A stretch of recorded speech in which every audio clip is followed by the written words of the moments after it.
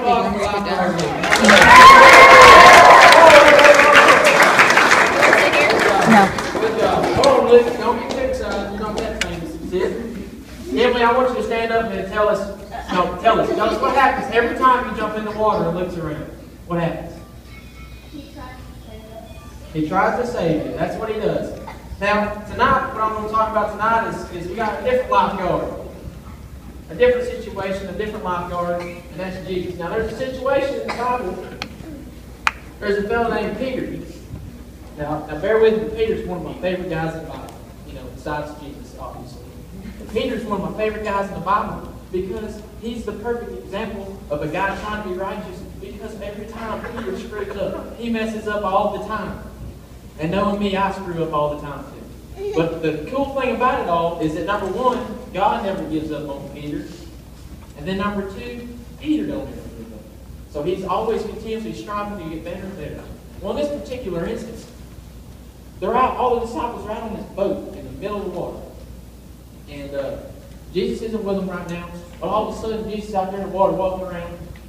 And Peter's like, is that really you, Jesus? And Jesus is like, it's me, And Peter goes, well, if it's really you, let me walk out on the water with you. So Jesus is like, all right, come on. And so Peter gets out of the boat, and he starts walking, and he's walking on the water. And then at this time, there's a storm going on. There's winds everywhere. There's waves everywhere. And Peter gets distracted, and he takes his eyes off of Jesus. And when he does that, he starts to sink. And he's sinking, and the waves are coming over the top of him. And Peter's like, oh my goodness, I can't swim. Help me out, Lord, save me.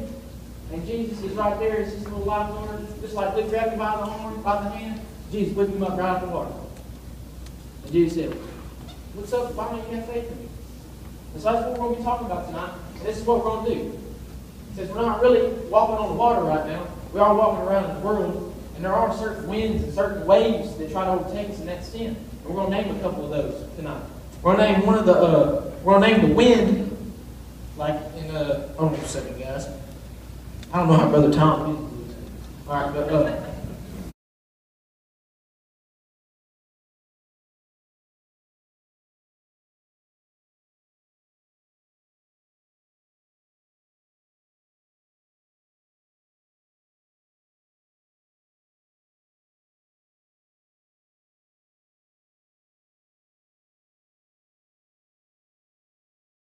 waves are coming over the top of it, and you can't swim.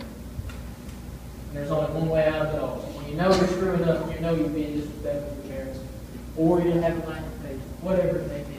The only ticket out of it is call out the Lord, Lord save me, Lord save me. That's all you got to do. You're going to be there every time with his hand held out, and you pull you right out of the water. Every time. Now what about the next word? I said it was your tongue. How in the world is your tongue make you take your eyes off of Jesus? How is it going to make you sin? Go ahead, man. How do you talk? That's exactly what I was about to say. The Bible talks about, in Proverbs it says, the righteous tongue is the tree of life, but perverseness kills the spirit. Now what do you mean, Wes? What do you mean by perverseness? That means when you're saying words you know you shouldn't be saying, like dirty words.